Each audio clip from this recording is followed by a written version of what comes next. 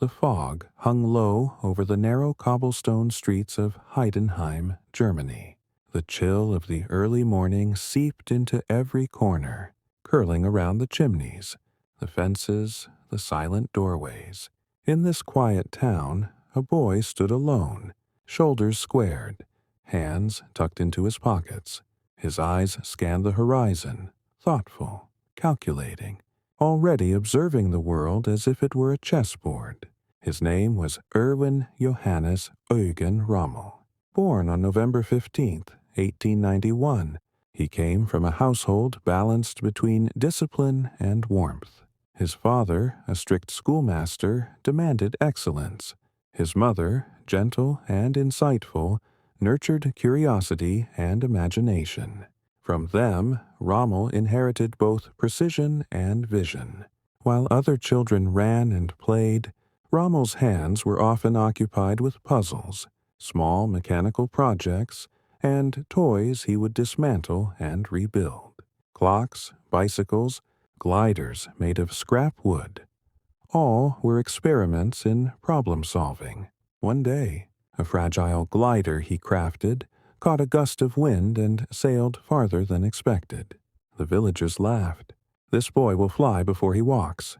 Rommel, however, said nothing. He observed. He reflected.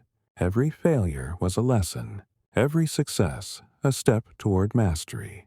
Discipline shaped him early. His father's words were etched into his mind. A man who cannot control himself can never lead others. By 17, Rommel stood on a misty road outside his home, the chill biting at his cheeks. He informed his parents that he intended to join the military, not for glory, not for adventure, but to test himself. His mother feared for him. His father doubted him. Yet the decision was made, and the quiet boy from Heidenheim began walking a path that would etch his name into history. Schoolmates remembered him as quiet, serious, and analytical. He rarely joined games, instead preferring long walks, where he imagined battles, campaigns, and strategy. In his journals, Rommel wrote, "I do not wish for fame, only understanding. To know the world is to anticipate it, and to anticipate it is to survive." Little did anyone know. This boy, still unseen in the shadows of childhood, would grow to become one of the most brilliant commanders the world has ever known. The desert fox had begun to stir, even in silence, even in solitude. His mind raced faster than the horses on the village streets. Each step, each thought, each heartbeat was preparing him for the battles yet to come. The desert was still far away, but destiny had already marked him. The legend had begun. The world erupted in 1914. Europe descended into chaos as the First World War began, and young Erwin Rommel, now 23, stepped onto the battlefield with a quiet determination. The narrow streets of Heidenheim were gone, replaced by muddy trenches, the metallic smell of gunpowder, and the cries of men who were both comrades and strangers. Rommel's first weeks on the Western Front were brutal. Shell fire shattered the earth, and rain turned trenches into rivers of mud. Yet, amidst the carnage, Rommel's mind remained sharp. He observed every detail: the angle of a slope, the pattern of enemy fire, the behavior of his men under stress. He quickly distinguished himself not through reckless bravery, but through calculated courage. Leading small squads, Rommel executed maneuvers that often outflanked larger enemy units. He analyzed, adapted, and struck with precision. In the dead of night, while most soldiers slept fitfully, Rommel pored over captured enemy maps by lantern light. He sketched movements, anticipated attacks, and mentally rehearsed strategies that would later define him.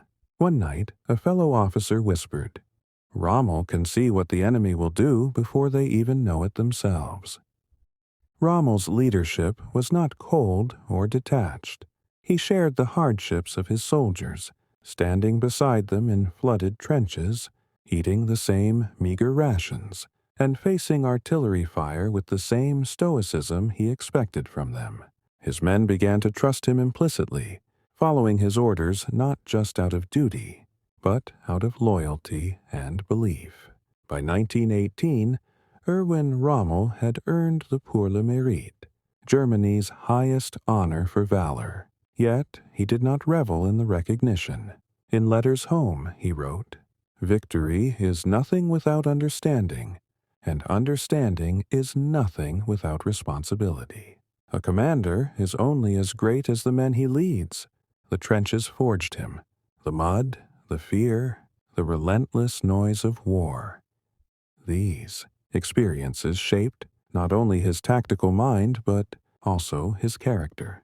A boy from Heidenheim had become a soldier, a thinker, a leader, and as the war's echoes faded, the desert fox was already emerging in the quiet, unassuming young man who had survived, observed, and learned.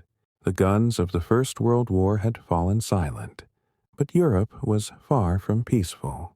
Germany lay humiliated, its army constrained by the Treaty of Versailles, its people struggling under political instability and economic hardship. For many, this was a time of despair. For Rommel, it was a crucible. He remained in the army, not out of blind loyalty, but out of a burning desire to understand war, strategy, and the mind of the enemy.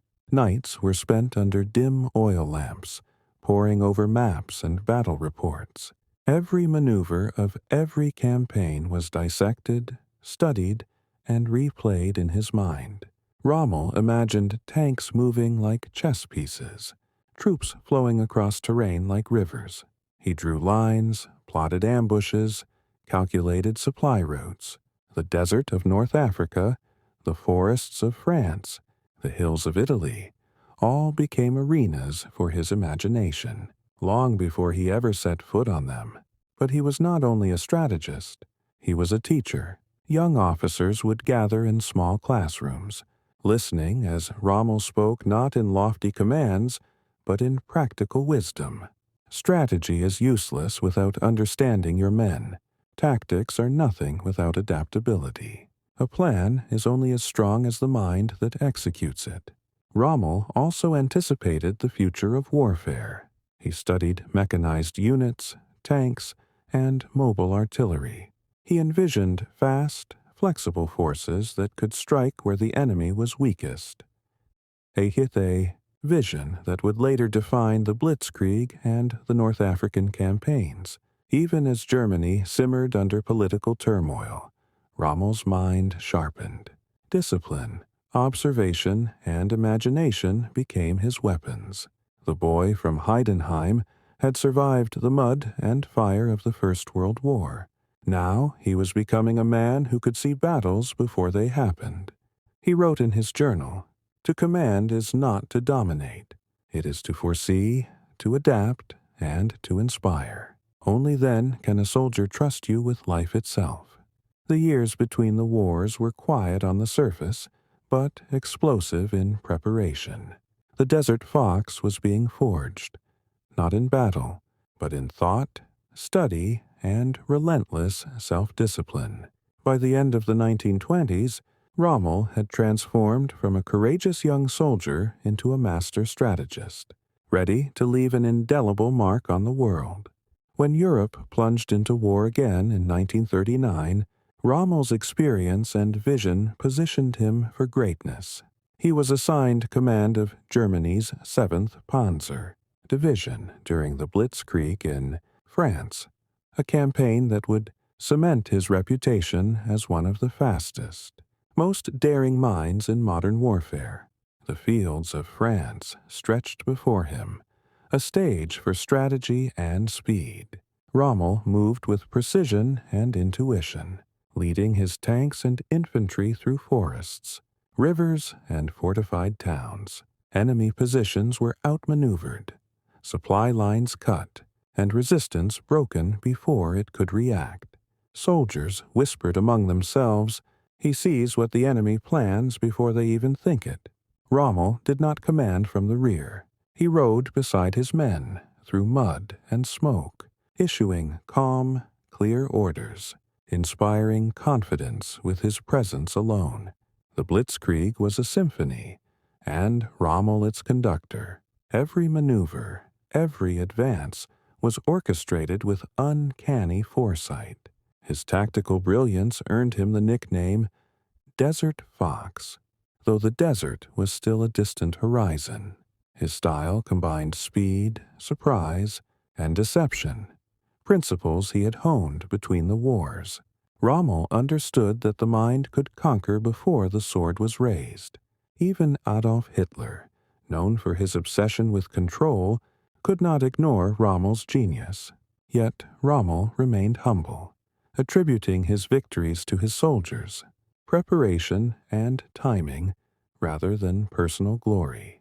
In a letter to his family, he wrote, "War is not about the individual, but about vision. To understand the battlefield is to understand life itself, its chaos, its opportunities, and its cost." By the conclusion of the French campaign, Rommel had become a household name in military circles. But it was only the beginning. The world had yet to see his genius tested in the most unforgiving battlefield of all, the North African desert.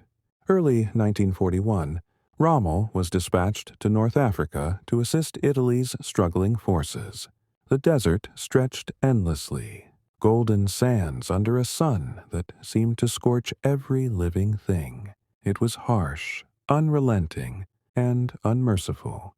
But to Rommel, it was a new arena for strategy. He arrived with the Afrika Korps, a mixture of tanks, motorized infantry, and artillery. Many officers considered the terrain a curse, yet Rommel saw opportunity. His mind, sharpened by years of study and war, translated every dune, ridge, and road into tactical advantage. From the first days, his command style was clear: lead from the front. He rode in a jeep alongside his soldiers, sharing the heat, dust, and danger. He motivated men not through fear, but through respect and trust. Rommel's daring maneuvers astonished both allies and enemies. He employed flanking attacks, rapid advances, and feigned retreats to confuse and outsmart the British forces. Tobruk fell, and supply lines were disrupted, showcasing his genius at combining mobility with strategic foresight. Even in victory, Rommel was cautious. He knew the desert could be a friend and a foe. Supply shortages, harsh weather, and enemy reinforcements loomed constantly. He wrote in his journal, "In the desert, victory is earned not by firepower alone, but by thought, patience, and timing. One misstep can turn triumph into disaster." Rommel's leadership turned the Afrika Korps into a feared and respected force. Men under his command knew they followed a man who understood both war and the human spirit. This chapter marks the beginning of Rommel's legend in North Africa, where his combination of daring strategy, courage, and foresight would captivate the world. By mid-1942, Rommel had pushed British forces deep into North Africa. His legend as the Desert Fox was well established, yet even the cleverest fox must confront limitations. And the desert, with its relentless heat and supply challenges, was an unforgiving teacher. The first battle of El Alamein became a crucible. The British had fortified strong defensive positions, ready to halt the Axis advance. Rommel's tanks, once unstoppable, now faced obstacles that required more than speed and surprise. They demanded ingenuity under pressure. He climbed a dune, surveying the battlefield through binoculars. Sand whipped around him, yet his mind raced with possibilities. Every ridge, every path, every hilltop became part of a living strategy. Rommel issued orders calmly but decisively, adapting to circumstances hour by hour. He orchestrated attacks, withdrawals, and feints with precision, trying to turn supply shortages into tactical advantage. At night, under a sky scattered with stars, he confided in his chief of staff. Even the fox must respect the traps that the land and circumstances set before it. Patience is as vital as boldness. Though the battle ended without a decisive breakthrough, it marked a turning point. Rommel's genius remained intact, but the desert had reminded him. Victory requires more than skill. It demands resources, timing, and, sometimes, restraint. This chapter captures the limits and lessons that shaped the desert fox, showing that even brilliance faces the bounds of reality. Rommel's brilliance on the battlefield was matched only by his humanity. Amid sandstorms, blistering heat, and constant danger, he walked among his men, sharing their hardships and listening to their concerns. He understood that loyalty could not be demanded. It had to be earned. Soldiers whispered, "He fights with us, not above us." Rommel believed leadership was more than orders. It was responsibility. He distributed rations, endured long marches, and faced enemy fire alongside his men. He inspired courage not through fear, but through respect, fairness, and example. Even as he served Nazi Germany, Rommel was critical of Hitler's ideology. He maintained a moral compass, and history would later reveal his connection to anti-Hitler conspiracies, a testament to his integrity. In a letter home, he wrote, "A commander's greatness is measured not in victories, but in the lives he protects and the courage he cultivates." This chapter reveals the human side of the desert fox, a man whose intellect and strategy were inseparable from empathy, ethics, and responsibility. His soldiers remembered him not just as a tactician, but as a leader who cared, inspiring loyalty that lasted long after the battles ended. The world would come to know the desert fox for his brilliance, but those who served with him remembered the man who walked beside them in the sands of North Africa. By late 1942, the tides of war were shifting. The Allies had strengthened, supply lines were overstretched, and the desert, once a playground for Rommel's ingenuity, had become a harsh, unrelenting adversary. Rommel faced unprecedented pressure. Every decision was critical. Every mistake could prove fatal. He spent hours under the blazing sun, poring over maps, coordinating tank positions, and relaying orders with meticulous care. The desert seemed to conspire against him, but he remained calm, a figure of unwavering focus. Even in adversity, Rommel adapted. Each setback was analyzed. Every failed maneuver became a lesson, and every opportunity was exploited to its maximum. His mind worked like a finely tuned machine, calculating probabilities, anticipating enemy movements, and orchestrating responses in real time. He wrote in his journal, "A fox in the desert must know when to strike and when to wait. Impulse is death. Patience is survival." Rommel's leadership inspired his men. They followed him through storms of sand, exhaustion, and relentless attacks, trusting his judgment implicitly. Even when cornered, the desert fox found ways to turn adversity into tactical advantage, proving that brilliance is measured not just in victories, but in resilience and ingenuity under pressure. Chapter 8 illustrates the tension between genius and reality, the moment when even the desert fox must confront the limits of strategy against the unyielding forces of circumstance. As the Allies grew stronger, Rommel faced a harsh new reality. The desert fox was cornered. Supplies were dwindling, reinforcements were scarce, and the desert itself offered no mercy. The vast expanse that had once allowed rapid maneuvers now exposed every vulnerability. Rommel climbed a rocky ridge, binoculars in hand, eyes scanning the horizon. Tanks, infantry, and artillery were positioned precisely, yet every move carried risk. His mind worked feverishly, calculating angles, anticipating enemy strategies, and plotting responses to threats that seemed to multiply by the hour. He was under constant pressure, yet his composure never wavered. Soldiers marveled at his ability to remain calm, to turn crisis into opportunity. Even in near-impossible circumstances, Rommel found ways to strike where the enemy least expected. He penned in his journal, "Even when trapped, cunning can create paths where none seem to exist. A fox never surrenders, it adapts." Chapter 9 is the climax of Rommel's North African campaign, the moment when genius collided with adversity. It revealed the depth of his tactical mind, his resilience under pressure, and the unwavering spirit that defined the desert fox. The desert had tested him. The enemy had challenged him. Yet Rommel continued to find ways to endure, survive, and outthink even the most formidable opponents. The North African campaign had tested Rommel like no other. He had faced blazing suns, endless deserts, logistical nightmares, and relentless enemies. Yet through it all, the desert fox had demonstrated brilliance, courage, and resilience. Standing on a ridge, the sun setting behind him, Rommel surveyed the vast battlefield below.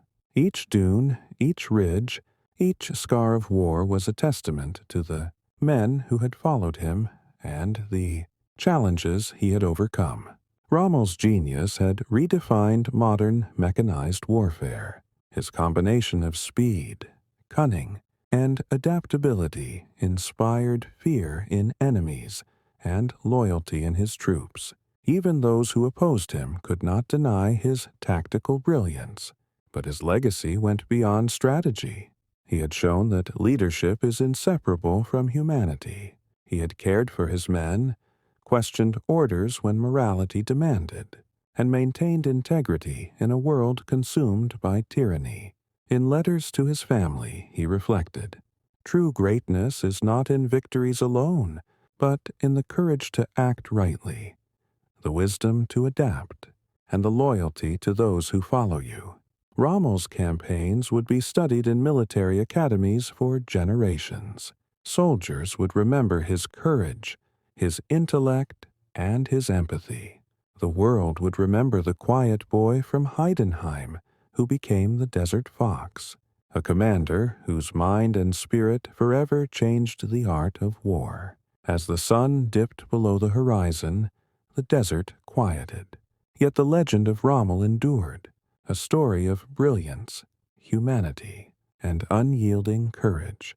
Echoing through history long after the sands had settled, the desert fox had left his mark, not just on the battlefield, but on the world itself.